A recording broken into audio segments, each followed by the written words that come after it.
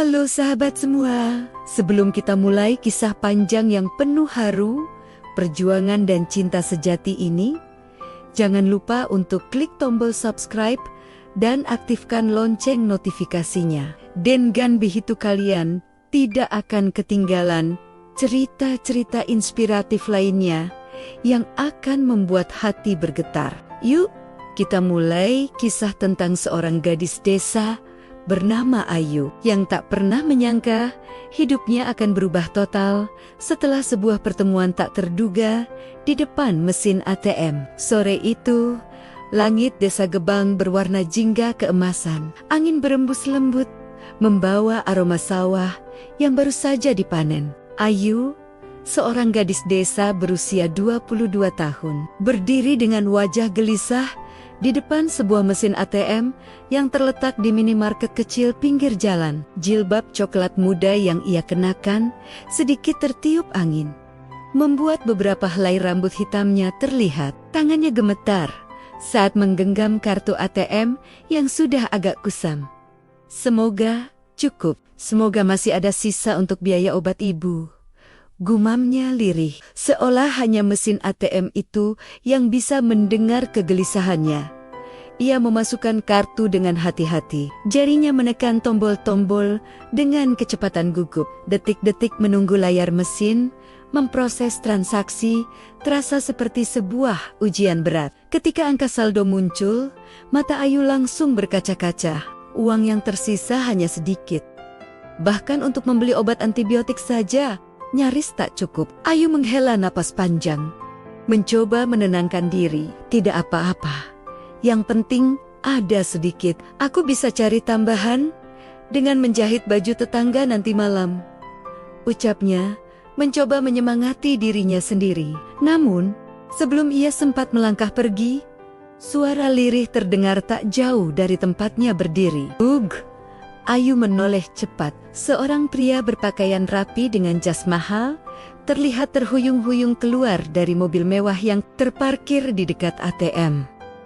Wajahnya pucat, keringat dingin mengucur deras. Lalu tubuhnya ambruk begitu saja ke tanah.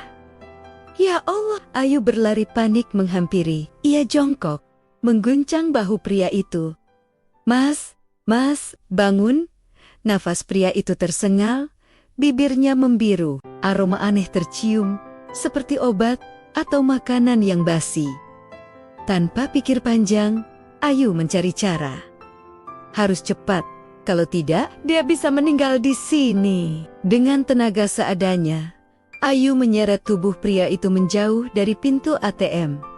Mobilnya masih terbuka. Ayu menoleh kanan kiri, berharap ada orang lain yang bisa menolong. Tapi sore itu, jalanan sepi. Hanya ada beberapa anak kecil berlarian di kejauhan. Mas, bertahanlah. Ayu berusaha membangunkan pria itu, tapi matanya sudah terpejam rapat, meski dadanya masih naik turun lemah. Tanpa berpikir panjang, Ayu mengambil keputusan besar. Ia tidak mungkin membiarkan orang ini tergeletak begitu saja. Ia berusaha membopong tubuh pria itu, meski jelas terasa jauh lebih berat dari dirinya. Dengan susah payah, ia menarik pria itu ke kursi mobil. Ya Allah, kuatkan aku, gumamnya sambil mengusap keringat. Ayu menyalakan mobil mewah itu dengan ragu. Kuncinya masih menempel. Meski tidak pernah benar-benar terbiasa dengan mobil semewah ini, ia tahu sedikit cara mengemudi dari kakaknya dulu. Bukannya membawa ke rumah sakit, entah kenapa, hati kecilnya mendorongnya untuk membawanya pulang. Jarak ke rumah sakit kota terlalu jauh, sedangkan rumahnya hanya 5 menit dari sini. Ia berpikir, setidaknya ia bisa memberikan pertolongan pertama sambil mencari bantuan. Rumah Ayu sederhana, berdinding kayu, dengan atap seng. Di dalam, ibunya sedang berbaring lemah di dipan bambu. Ketika Ayu masuk terburu-buru sambil memapah pria asing itu, ibunya terkejut. Ayu, siapa itu? Suara ibunya serak. Ibu, jangan kaget ya. Tadi Ayu menemukan dia pingsan di dekat ATM. Sepertinya keracunan makanan. Ayu nggak bisa biarkan dia tergeletak begitu saja. Ibu Ayu menatap heran, tapi tidak berkata apa-apa lagi. Ia tahu anaknya punya hati yang terlalu lembut. Ayu menidurkan pria itu di kasur kecil di ruang tamu. Dengan cepat, ia mengambil baskom berisi air hangat dan kain bersih. Ia mengompres keningnya, lalu berusaha membuatnya muntah dengan menekan perut dan merangsang tenggorokannya sedikit. Tak lama kemudian, pria itu memuntahkan cairan pekat berbau menyengat. Alhamdulillah, Ayu menghela napas lega. Ia lalu menyiapkan ramuan sederhana dari air kelapa muda yang ada di dapur, berharap bisa membantu menetralisir racun. Malam itu, Ayu tidak tidur sama sekali. Ia duduk di samping pria itu, mengganti kompresnya, memastikan nafasnya tetap stabil. Sesekali, ia menatap wajahnya dengan rasa penasaran. Wajahnya tampan, rahangnya tegas, meski pucat karena sakit. Tangannya halus, jelas bukan tangan seorang pekerja kasar. Pakaian dan jam tangannya saja pasti harganya setara dengan biaya hidup keluarganya selama setahun. Siapa sebenarnya dia? Bisik Ayu dalam hati. Saat tengah malam, pria itu membuka matanya sedikit. Suaranya serak. "Mana aku?" Ayu segera mendekat. "Mas sudah aman, tenang saja. Mas pingsan tadi, sekarang di rumah saya." Mata pria itu berusaha fokus, menatap wajah Ayu yang penuh ketulusan. Namun, kesadarannya belum pulih sepenuhnya. Ia hanya sempat bergumam, "Terima kasih," sebelum kembali terlelap. Ayu tersenyum tipis. "Istirahatlah, semoga besok Mas sudah lebih baik." Malam itu, Ayu merasa aneh. Kehadiran pria asing ini membuat rumah kayunya terasa berbeda. Ada sesuatu yang belum bisa ia pahami. Seolah-olah takdir sedang membuka jalan baru dalam hidupnya. Pagi menyapa dengan sinar matahari lembut yang menembus celah-celah dinding kayu rumah Ayu. Burung-burung berkicau di kejauhan, tapi hati Ayu masih gelisah. Ia bangun lebih awal untuk menyiapkan bubur sederhana dari beras sisa semalam. Pria asing itu mulai bergerak. Kelopak matanya perlahan terbuka. Kali ini lebih sadar dibanding semalam. Ia mengerjap, menatap sekeliling. "Di mana ini?"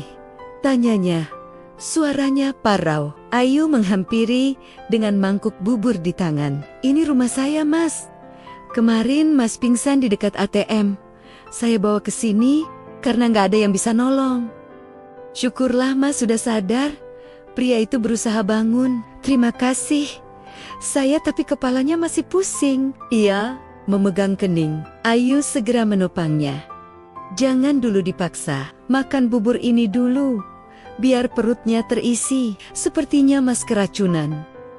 Pria itu menerima dengan enggan, tapi tatapan matanya penuh tanda tanya. "Kenapa kamu repot-repot menolong saya? Kamu bahkan tidak mengenal saya." Ayu tersenyum kecil. "Manusia harus saling tolong, Mas.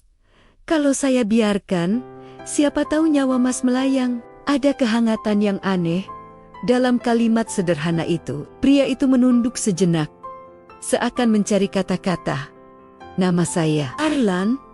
Akhirnya ia memperkenalkan diri. "Ayu?" jawab gadis itu singkat. Hari itu, Arlan beristirahat penuh di rumah Ayu. Ibunya Ayu sempat khawatir, tapi melihat kesopanan Arlan, ia mulai merasa tenang. Meski begitu, ia sama sekali tidak tahu siapa sebenarnya pria ini. Malamnya, saat listrik desa padam dan hanya lampu minyak yang menerangi ruangan, hujan turun deras, rumah bocor di beberapa sudut. Ayu panik menutup genteng dengan ember. Sementara Arlan, yang masih lemah, mencoba membantu. Namun, tubuhnya belum pulih. Ia terhuyung. Lalu Ayu refleks menangkapnya. Dalam posisi itu, tubuh mereka begitu dekat. Ada kehangatan yang tiba-tiba menyelimuti, menyalakan percikan yang tak pernah mereka duga. Malam itu menjadi titik balik. Hubungan mereka yang awalnya sebatas penolong dan yang ditolong berubah. Dalam suasana darurat, kesepian, dan rasa syukur yang campur aduk, mereka melewati batas yang kelak akan mengubah hidup keduanya selamanya. Hari-hari berlalu. Arlan akhirnya pulih. Pagi itu, ia berpamitan. Ayu, terima kasih. Aku berutang nyawa padamu. Aku harus kembali ke kota, tapi aku tidak akan lupa kebaikanmu. Ayu hanya menunduk, menahan perasaan yang sulit ia pahami. Beberapa bulan kemudian, Ayu merasa ada yang berbeda pada dirinya. Tubuhnya lemas, mual setiap pagi, dan menstruasinya tak kunjung datang. Dengan perasaan takut, ia memeriksakan diri ke bidan desa. Ayu, selamat ya, kamu hamil 2 bulan, kata bidan itu tersenyum. Darah Ayu seakan berhenti mengalir. Hamil. Bagaimana ia harus menjelaskan ini kepada ibunya, kepada orang-orang desa, dan yang paling berat, bagaimana ia harus memberitahu Arlan, pria kota yang entah sekarang berada di mana. Malam itu, Ayu menangis diam-diam. Ia memeluk perutnya yang masih datar. Nak, maafkan ibu tidak tahu bagaimana harus menghadapi ini. Tapi kamu adalah anugerah. Keputusan besar ia ambil. Ia harus menemui Arlan di kota. Ia tak ingin anaknya lahir tanpa ayah. Meski hatinya bergetar takut, ia menguatkan diri. Dengan uang seadanya, ia naik bus tua menuju kota. Perjalanan panjang itu dipenuhi kecemasan. Bagaimana jika Arlan menolak? Bagaimana jika dia sudah lupa? Sesampainya di gedung tinggi tempat Arlan bekerja, setelah bertanya sana-sini, Ayu berdiri gugup di lobi. Pakaian sederhananya kontras dengan interior mewah dan orang-orang berjas rapi. Ia nyaris dipandang rendah oleh resepsionis. Namun, ketika Arlan muncul, Ayu segera berdiri. Arlan, panggilnya lirih. Arlan berhenti, terkejut. Ayu, kenapa kamu di sini? Dengan suara bergetar, Ayu menatap matanya. Aku hamil. Waktu seakan berhenti. Ruangan terasa sunyi. Arlan menatap Ayu dengan campuran terkejut, bingung, dan ragu. Ia butuh beberapa detik untuk bicara. Aku akan bertanggung jawab. Akhirnya ia berkata, kita akan menikah. Air mata Ayu jatuh bukan karena bahagia sepenuhnya, tapi karena lega. Setidaknya ia tidak sendirian. Pernikahan itu berlangsung di desa. Sederhana namun penuh haru. Ayu memakai kebaya putih, pinjaman dari tetangganya. Wajahnya pucat, bukan karena tidak bahagia, tetapi karena gugup menghadapi hidup baru. Arlan hadir dengan jas abu-abu, wajahnya tegang. Para tamu desa berbisik-bisik melihatnya. Siapa pria kota itu? Kaya sekali tampaknya. Ada juga yang berbisik sinis, kasihan Ayu.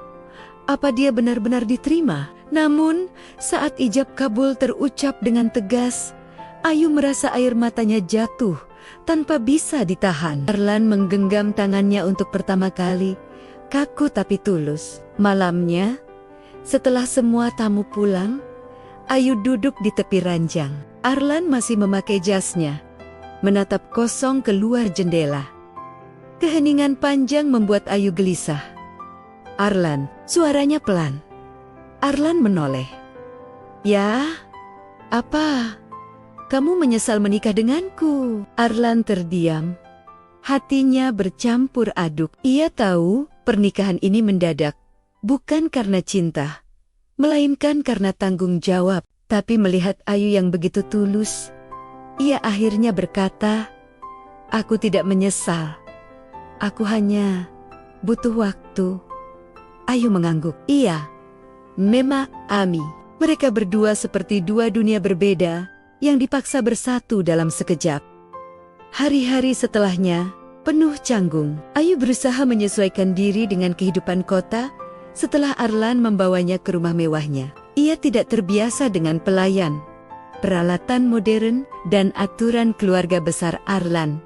Namun, Ayu punya satu kekuatan, ketulusan. Ia merawat rumah dengan tangannya sendiri, menyapa semua orang dengan ramah, dan selalu berusaha membuat Arlan nyaman. Perlahan, tembok kaku di hati Arlan mulai retak. Suatu malam, ketika Ayu tertidur di sofa karena menunggu Arlan pulang kerja, pria itu berdiri lama menatapnya. Wajah polos itu, dengan rambut berantakan dan selimut tipis, membuat hatinya hangat. "Kenapa aku baru menyadari bahwa aku beruntung memilikimu?" bisik Arlan dalam hati. Namun, kebahagiaan itu tidak berlangsung lama. Saat kabar pernikahan mereka terdengar oleh keluarga Arlan, badai datang. Ibunya, seorang wanita bangsawan yang terbiasa hidup dengan standar tinggi, datang dengan wajah dingin. "Arlan, apa yang kamu lakukan? Menikahi gadis desa? Tidak jelas. Apa kamu tidak memikirkan martabat keluarga kita?" Arlan mencoba menenangkan. "Bu, Ayu menyelamatkan nyawa saya. Dia baik, tulus, dan dia mengandung anak saya. Saya mencintainya sekarang." Namun ibunya menatap Ayu dengan pandangan merendahkan. "Kamu pikir aku percaya banyak gadis di luar sana yang sengaja menjebak pria kaya? Jangan-jangan kamu hanya ingin harta anakku." Kata-kata itu menusuk hati Ayu. Ia menunduk, berusaha menahan air mata. Keadaan semakin rumit ketika Karina, mantan kekasih Arlan, tiba-tiba kembali. Wanita itu cantik, anggun, dan jelas berasal dari keluarga terpandang. Ia tersenyum manis di depan Arlan, tapi tatapan matanya menusuk Ayu dengan kebencian. "Arlan," katanya dengan suara lembut, "aku masih mencintaimu. Gadis desa itu hanya memanfaatkanmu. Kembalilah padaku. Kita bisa memulai lagi." Arlan marah. "Karina, berhenti. Aku sudah menikah. Aku tidak akan mengkhianati Ayu." Namun, Karina tidak menyerah. Ia bersekongkol dengan ibu Arlan, menyebarkan fitnah bahwa Ayu sengaja menjebak Arlan dengan kehamilan palsu. Bisikan-bisikan itu membuat hubungan mereka goyah. Arlan sempat ragu, meski hatinya percaya pada Ayu. Puncaknya, suatu hari Ayu dituduh mencuri uang perusahaan Arlan. Bukti palsu, dokumen transfer, dan rekaman manipulasi ditemukan di laptopnya. Polisi hampir menyeretnya. "Ibu, aku tidak bersalah." Ayu menangis, berpegangan pada Arlan. Arlan memegang tangannya erat. "Aku percaya padamu, Ayu. Aku akan buktikan semuanya."